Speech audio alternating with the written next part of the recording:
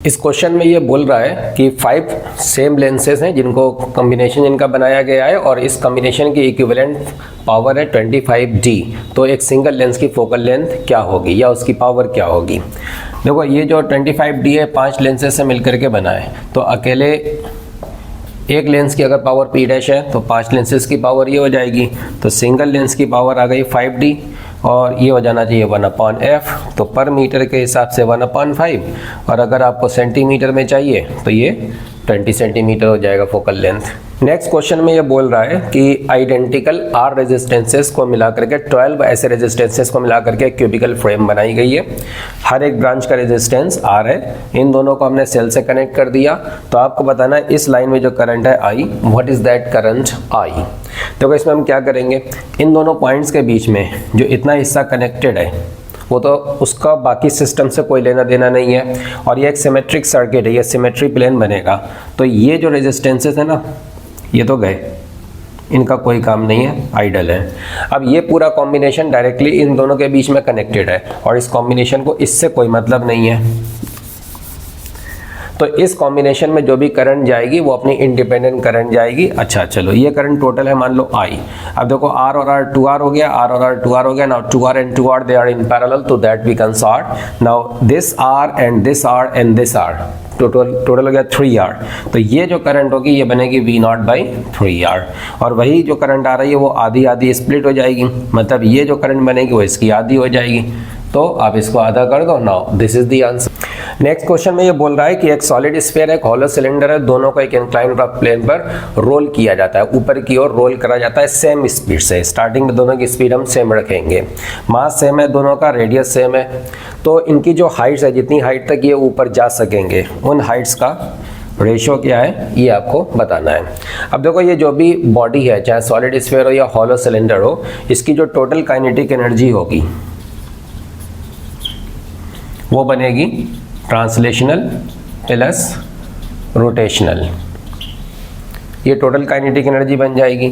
Omega naught को आप लिख सकते हैं इनिशियल वेलोसिटी V0 के टर्म्स में V0/r।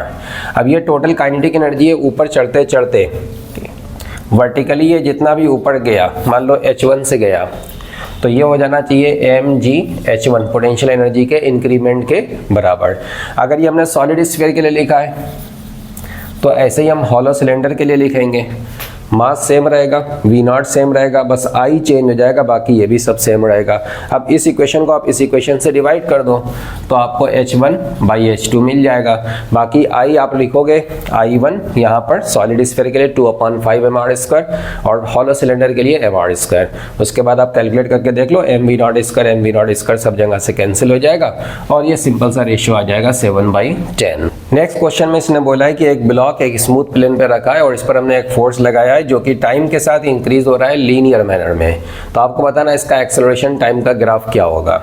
अगर ये टाइम के साथ लीनियर मैनर में इंक्रीज हो रहा है तो हम इसको कुछ ऐसा लिख सकते हैं, बाकी फिर आप मास से डिवाइड कर दो तो आपको एक्सेलरेशन मिल रहा है सम कांस्टेंट इनटू टाइम, और ये सिंपल सी एक स्ट्रेट लाइन हो जाएगी पासिंग थ्रू ओरिजिन। तो ये ग्राफ बन जाएगा A और T का। नेक्स्ट क्वेश्चन में इसने बोला है एक सॉलिनॉइड है, उसमें कुछ करंट फ्लो हो रही है और एक इलेक्ट्रॉन को इसकी एक्सिस के अलोंग इसमें प्रोजेक्ट कर दिया गया। तो इसका पाथ कैसा होगा, इलेक्ट्रॉन का कैसे चलेगा, मोशन कैसी होगी, उसके बारे में पूछ रहा है। तो सिंपल सी बात है, सॉलिनॉइड का जो मैग्नेटिक फील्ड होता है वो एक्सिस का पैरेलल होता है, इलेक्ट्रॉन भी उसी डायरेक्शन में जा रहा है, तो ये मैग्नेटिक फील्ड इलेक्ट्रॉन पर कोई फोर्स नहीं लगाएगा, इसलिए बिना किसी चेंज के ये आराम से स्ट्रेट लाइन पर चलता रहेगा, कोई एक्सेलरेशन नहीं होगा, यूनिफॉर्म मोशन होगी, एक straight line motion, straight line path में मोशन होगी। नेक्स्ट क्वेश्चन में ये बोल रहा है फोटो इलेक्ट्रिक इफेक्ट में करंट वर्सेस पोटेंशियल का ग्राफ बनाया गया है लाइट की दो अलग अलग इंटेंसिटीज के लिए। एक इंटेंसिटी दूसरी इंटेंसिटी से ज़्यादा है, तो वो ग्राफ कैसे होंगे वो आपको बताना है। देखो फ्रीक्वेंसी को अगर हम चेंज नहीं करेंगे तो स्टॉपिंग पोटेंशियल सेम रहेगा। अब ये कम इंटेंसिटी के लिए ऐसा ग्राफ बन जाएगा, और ज़्यादा इंटेंसिटी है तो ज़्यादा फोटॉन्स आएंगे, वो ज़्यादा इलेक्ट्रॉन निकालेंगे, तो सैचुरेशन करंट ज़्यादा हो जाएगी, उसका ग्राफ सैचुरेशन करंट के करस्पॉन्डिंग जो वैल्यूज बन रही हैं वो ज़्यादा बनेंगे, वो ऊपर उठ जाएगा। तो ये ग्राफ होगा करंट वर्सेस पोटेंशियल का। ये पॉइंट दोनों ग्राफ के लिए सेम रहेगा because we are not changing the frequency. इस क्वेश्चन में ये बोल रहा है कि इस पूरे सर्किट का नेट रेजिस्टेंस कितना है ये आपको बताना है। हायर पोटेंशियल, ये रहा लोअर पोटेंशियल। तो आप देख सकते हैं कि ये रिवर्स बायस में आ गया, तो ये टूटे हुए सर्किट की तरह से काम करेगा, मतलब ये इनफाइनाइट रेजिस्टेंस एक्सर्ट करेगा। तो इस वजह से इस लाइन को आप पूरा तोड़ सकते हैं, गायब कर सकते हैं। और ये आ चुका है देखिए फॉरवर्ड बायस में, तो इसका रेजिस्टेंस ऑलमोस्ट 0 हो जाएगा। अब ये सिंपल से दो रेजिस्टेंस है which are connected in parallel, 15 और 10 है बस।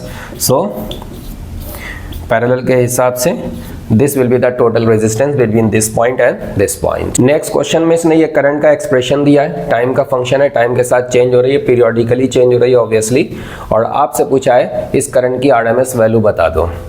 देखिए इसमें हम क्या करेंगे, ये जो करंट टाइम के साथ वेरी कर रही है, इसकी एक साइकिल का टाइम ये हो जाएगा 1 सेकेंड। तो हम एक साइकिल के लिए इंटीग्रेशन करेंगे I² का, और इसको फिर हम डिवाइड कर देंगे टाइम इंटरवल से एक साइकिल का, और इसका ले लेंगे हम स्क्वायर रूट, तो हमें मिल जाएगा IRMS। ये IRMS की डेफिनेशन होती है। बाकी I² की जहाँ तक बात है वो आप आसानी से फाइंड कर सकते हैं। ये 36 बनेगा, इंटीग्रेशन हो जाएगा।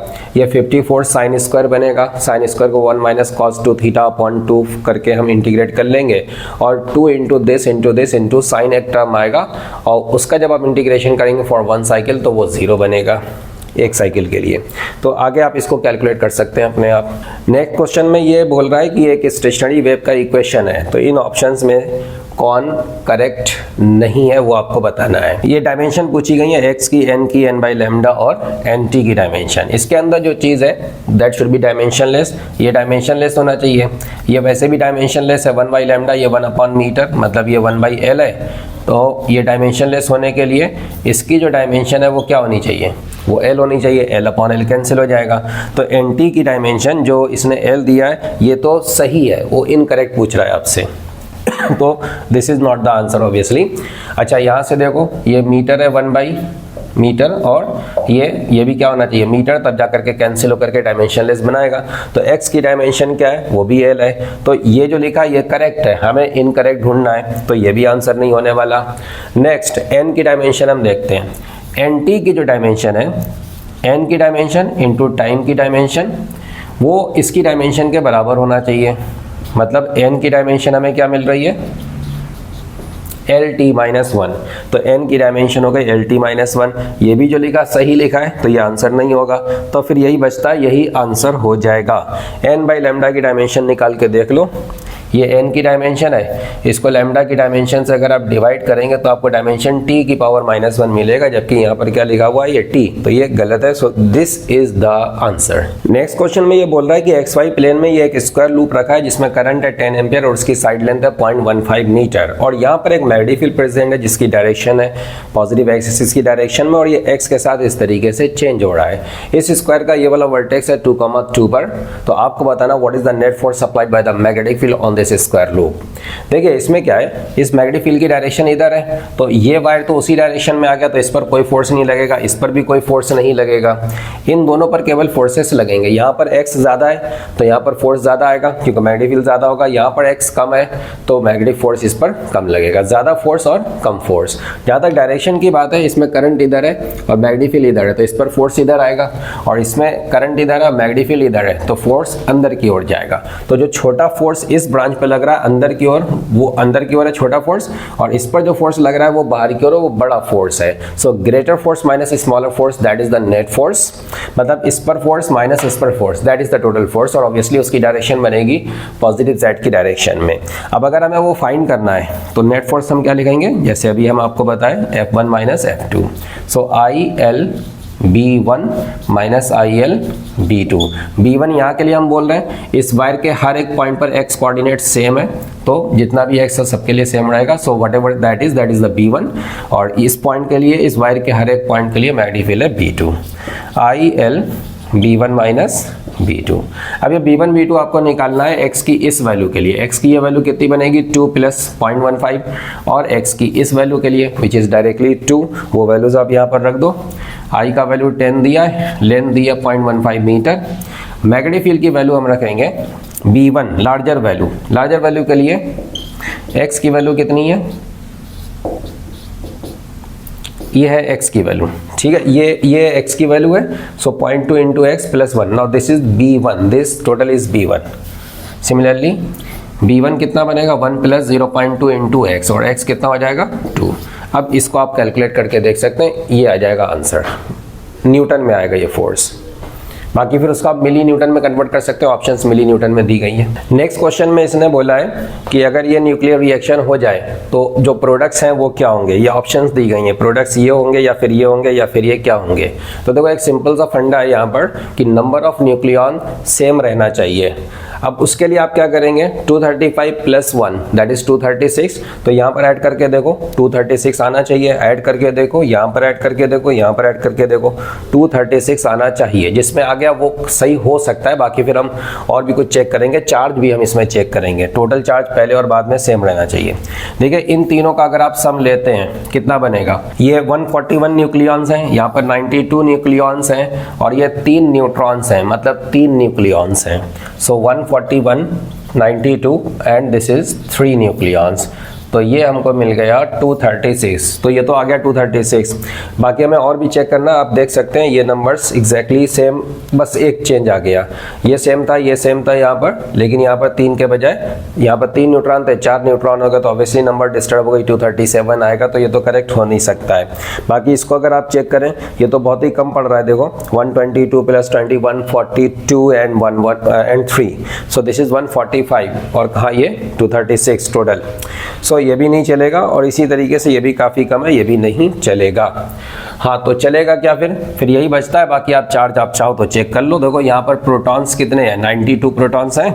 यहाँ पर देखो कितने प्रोटॉन्स हैं, 56 एंड 36 एंड 0, सो 56 एंड 36, तो 92 प्रोटॉन्स इन प्रोडक्ट्स में भी टोटल है, तो यही आंसर हो जाएगा। नेक्स्ट क्वेश्चन में ये बोल रहा है कि एक गैस पर हमने प्रोसेस किए हैं अलग अलग डेंसिटीज के लिए। गैस वही है लेकिन डेंसिटी उसकी डिपेंडिंग अपॉन कंडीशंस अलग अलग है, ρ1 ρ2 ρ3, और पीटी ग्राफ प्रोसेस का दिखाया गया है। तो आपको बताना है कि इन तीनों डेंसिटीज में कौन कम है ज़्यादा है, इनका ऑर्डर आपको बताना है। देखो आप जानते हैं PV = nRT के हिसाब से जब आप इसको कन्वर्ट करते हैं तो हमें मिलता है प्रेशर = ρ/मोलर मास × RT। तो प्रेशर टेम्परेचर के प्रोपोर्शनल हो तो जाएगा, लेकिन प्रोपोर्शनलिटी कांस्टेंट तो ये बनेगा, मतलब P और T जो लाइन आप बनाओगे उस लाइन का स्लोप ये होगा ρ/m × R, ये स्लोप है। तो स्लोप जितना कम है R और M वो तो सेम रहेगा, स्लोप कम है तो डेंसिटी कम है, स्लोप ज़्यादा है तो डेंसिटी ज़्यादा है। तो सबसे ज़्यादा डेंसिटी ये हो गई, सबसे कम डेंसिटी ये हो गई, तो हमारा ये आंसर आ जाएगा। नेक्स्ट क्वेश्चन में ये पूछ रहा है कि एक एटम में न्यूक्लियस के अराउंड एक इलेक्ट्रॉन घूम रहा है तो उसकी काइनेटिक एनर्जी रेडियस r के साथ कैसे चेंज होगी, उसका ग्राफ क्या होगा, ये आपसे पूछ रहा है। देखिए ये आप जानते हैं कि ये सेंट्रीपिटल फोर्स होता है जो इलेक्ट्रॉन को चाहिए। न्यूक्लियस पे अगर Ze चार्ज है तो वो इलेक्ट्रॉन पर ये फोर्स लगाएगा। इससे आपको mv² कितना मिल गया, ये मिल गया, एक r कैंसिल हो गया, बाकी ये सब कांस्टेंट है। तो काइनेटिक एनर्जी हो जाएगी 12 mv²। तो काइनेटिक एनर्जी रेडियस के साथ कैसे चेंज हो रही है, 1/r मैनर में, तो ये ग्राफ हो जाएगा। नेक्स्ट क्वेश्चन में इसने एक फिगर दिया है, अब बोल रहा है कि इसमें लिक्विड ज़्यादा ऊंचाई तक चढ़ा है, इसमें कम ऊंचाई तक, और दोनों के बीच जो हाइट का डिफरेंस है वो h है। यहाँ पर लिक्विड की वेलोसिटी v1 है, यहाँ पर लिक्विड की वेलोसिटी v2 है। तो v2 और v1 में रिलेशन क्या है वो पूछ रहा है। अगर यहाँ पर प्रेशर P1 है, यहाँ पर प्रेशर P2 है, तो अगर आप बर्नौली थ्योरम लगाएं, इससे आपको P1 - P2 मिल जाएगा, ये मिल गया। और P1 - P2 हाइट के हिसाब से हम क्या लिख सकते हैं, ρgh, तो हमें मिल गया 2gh = v2² - v1², तो v2² हो जाएगा v1² + 2gh, तो ये हमारा आंसर हो जाएगा। नेक्स्ट क्वेश्चन में ये बोल रहा है कि एक वायर है जिसकी लेंथ है l, मास है m, हमने इसको एक सेमी सर्कुलर रिंग में कन्वर्ट कर दिया और उसके सेंटर पे ला करके एक पार्टिकल रख दिया, तो ये इस पर कितना ग्रेविटेशनल फोर्स लगाएगा ये आपको फाइंड करना है। देखिए अगर इसकी रेडियस है r, डायरेक्ट फार्मूला होता है आपको अगर इलेक्ट्रोस्टैटिक्स में याद हो, ये semi circular ring uniformly charge अपने सेंटर पर कितना इलेक्ट्रिक फील्ड इंटेंसिटी जनरेट करती है, 2k λ/r। और ग्रेविटेशनल फील्ड इंटेंसिटी के लिए आपको सिर्फ ये करना है कि k की जगह पर क्या ले आना है, कैपिटल G ले आना है, और चार्ज पर यूनिट लेंथ की जगह पर आ जाएगा मास पर यूनिट लेंथ, और मास पर यूनिट लेंथ इसके लिए कितना होगा, m/l। ठीक है, तो ये हो जाएगी ग्रेविटेशनल फील्ड इंटेंसिटी। इसी को आप स्मॉल m मास से मल्टीप्लाई कर दो ना, this is the gravitational force. Formula अगर याद है तो आप डायरेक्ट आंसर लिख सकते हो बहुत तेजी से, अदरवाइज फिर आपको इंटीग्रेट करना पड़ेगा, वो भी बता देते हैं लेकिन उसमें टाइम ज़्यादा लगेगा। तो ये फोर्स हमको मिल रहा है 2Gmm/L and this radius r। Now what is this radius r? ये बनेगा πr और ये है वायर की लेंथ के बराबर। तो ये हो गया r की वैल्यू L/पाई, पाई ऊपर ले जाओ और ये क्या बन जाएगा? ये बन जाएगा L²। तो देखो ये आंसर आ जाएगा। जहाँ तक इंटीग्रेशन की बात है उसके लिए ये बीच की लाइन से थीटा एंगल पर आपको एक एलिमेंट लेना होगा। अगर ये एंगल डी थीटा है तो उसकी लेंथ हो जाएगी आर डी थीटा, फिर उसको आप मास पर यूनिट लेंथ से मल्टीप्लाई करेंगे, एलिमेंट का मास आएगा, ये एंगल थीटा है। ये डी एम, इस पर जो फोर्स लगाएगा वो आप फाइंड करेंगे Gm1m2/r² के हिसाब से, और उसका एक कंपोनेंट इधर लेंगे और उसको इंटीग्रेट करेंगे। 0 से 90 के लिए इंटीग्रेट कर दो और उसका डबल कर दो, तो उससे भी जो आपको आंसर मिलेगा वो यही आएगा। नेक्स्ट क्वेश्चन में ये बोल रहा है कि एक एसी सर्किट है जिसमें LCR या इनमें से कोई एक या कुछ कॉम्बिनेशन कनेक्टेड है। बोल रहा है कि जब करंट का मैग्नीट्यूड मैक्सिमम है तब पोटेंशियल का मैग्नीट्यूड 0 है, और जब पोटेंशियल का मैग्नीट्यूड मैक्सिमम है तब करंट का मैग्नीट्यूड 0 है। तो आपको बताना वो सर्किट कैसा है। ऑप्शन दी गई है, केवल उसमें L है, केवल उसमें C है, केवल उसमें R है और वो LC सर्किट है। ये 4 ऑप्शन दी गई हैं।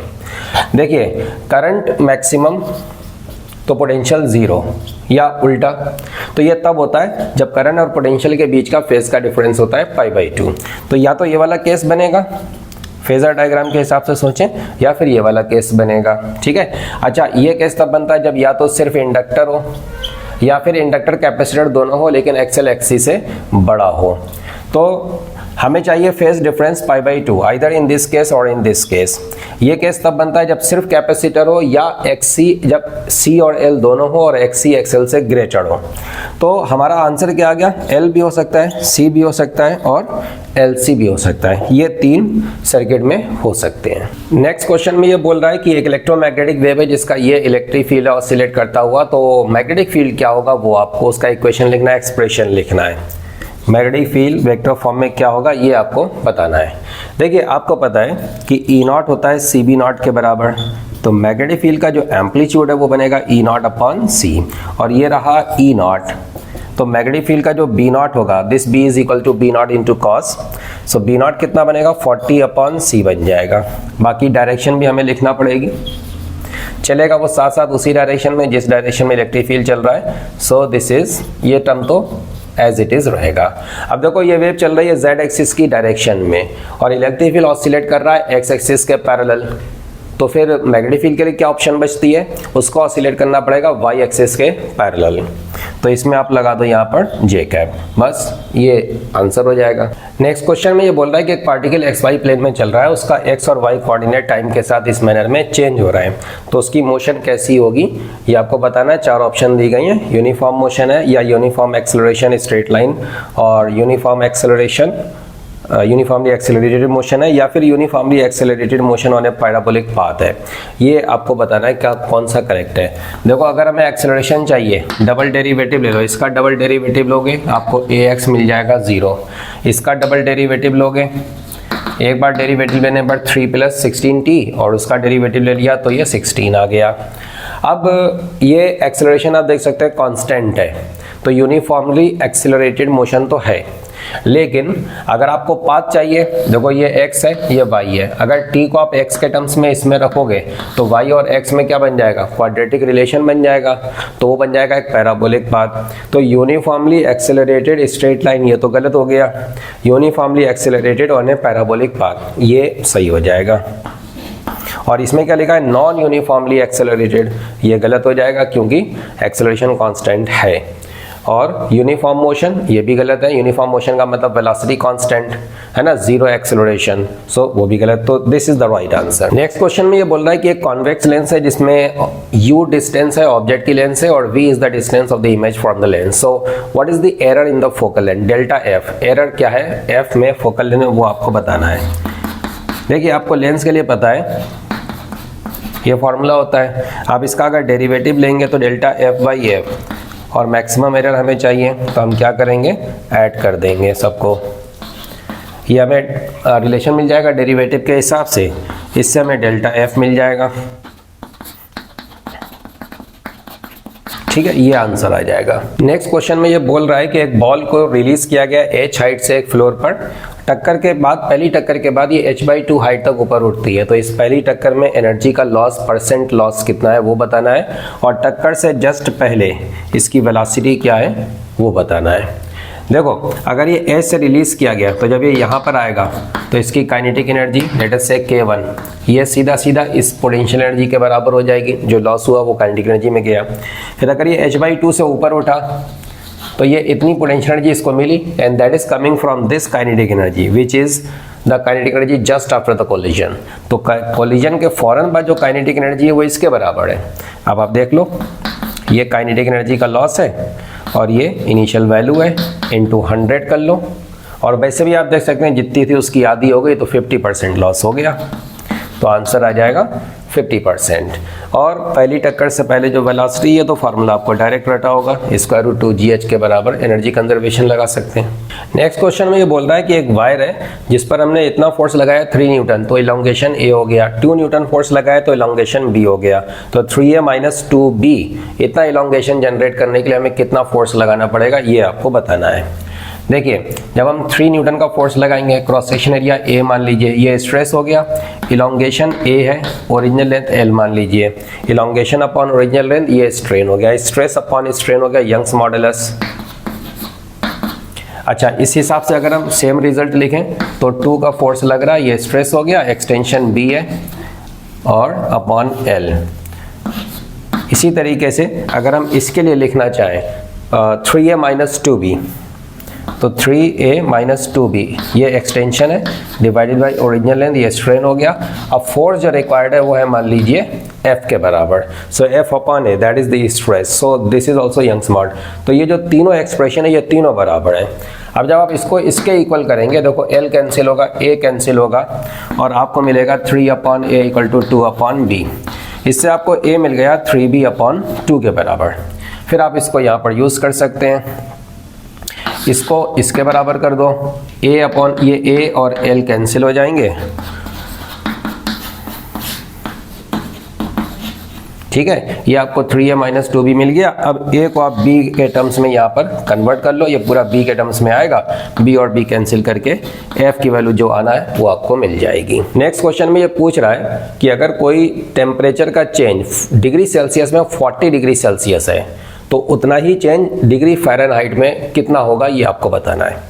देखो, फ़ारेनहाइट में और सेल्सियस टेम्परेचर में क्या रिलेशन होता है, F - 32/9 = C/5 ये रिलेशन होता है। इससे हम लिख सकते हैं डेल्टा F/9 = डेल्टा C/5, तो डेल्टा F आ गया 9/5 इंटू डेल्टा C, मतलब डिग्री सेल्सियस में जो भी चेंज इन टेम्परेचर है विच इज़ 40, तो इसकी वैल्यू हमें मिल गई 72 डिग्री फ़ारेनहाइट। नेक्स्ट क्वेश्चन में ये पूछ रहा है कि एक पार्टिकल nh सेकंड में 102.5 मीटर चलता है और n+2h सेकंड में 115 मीटर चलता है। अगर उस पार्टिकल का एक्सेलरेशन x है तो 4x की वैल्यू क्या है ये आपको बताना है। देखो, nh सेकंड में जो डिस्प्लेसमेंट होगा वो बनेगा u + a/2 2n-1, और ये गिवन है। इसी तरीके से n+2h सेकंड में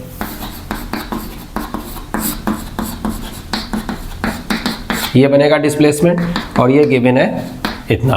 अब आप इसमें से इसको सेपरेट कर दो, ये कैंसिल हो जाएगा, ये कितना बनेगा 13, दिस इज 12.5, और this minus this a/2 common आ गया, now 2n cancel, and this is 4 - 3, so this is 3 - तो दिस इज 4। तो हमें एक्सेलरेशन मिल गया 12.5/2। अगर ये एक्सेलरेशन है तो 4x, इसका 4 टाइम्स कितना होगा, इसका 4 टाइम्स कर दो,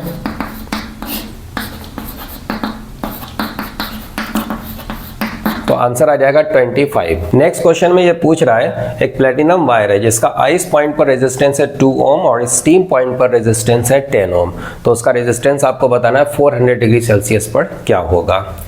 आइस पॉइंट का मतलब होता है 0 डिग्री सेल्सियस और इसका मतलब 100 डिग्री सेल्सियस, तो 0 से 100 तक लाने में 2 से 10 बन गया, तो 10 को हम लिख सकते हैं 2 × 1 + α इंटू 100 माइनस 0, ये लिख सकते हैं।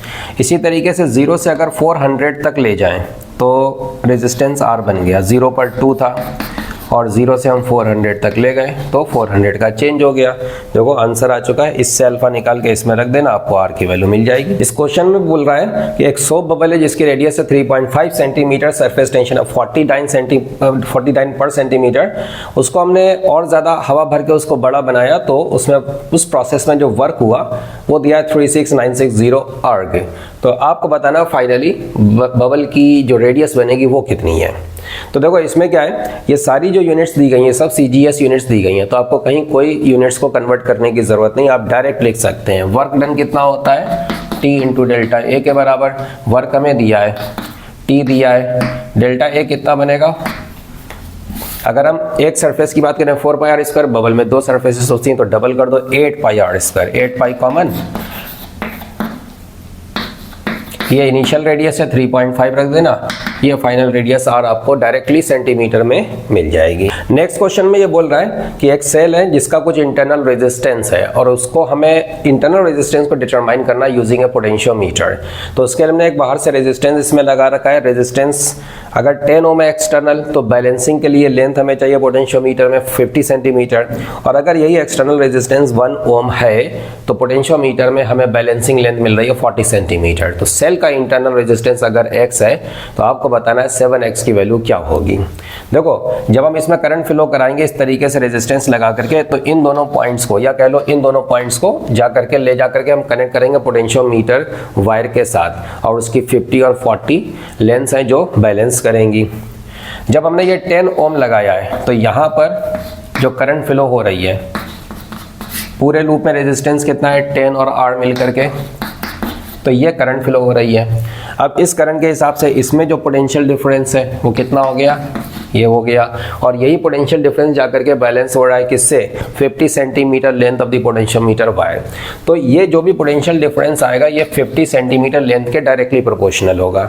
Similarly in the second case, जब ये एक्सटर्नल रेजिस्टेंस 1 हो गया, 10 के बजाय ये 1 हो गया, तो अब इस एक्सटर्नल रेजिस्टेंस में ये भी 10 जो है 1 हो जाएगा। अब इस एक्सटर्नल रेजिस्टेंस में ये पोटेंशियल डिफरेंस आएगा, and this will be proportional to the new length which is 40। आप इसको इससे डिवाइड कर दो, आपको मिल जाएगा 1/R इक्वल टू 5/4। बस इसको आप सॉल्व कर लो, इंटरनल रेजिस्टेंस आ जाएगा विच इज x, उसका 7 टाइम्स आप फाइंड कर लेंगे।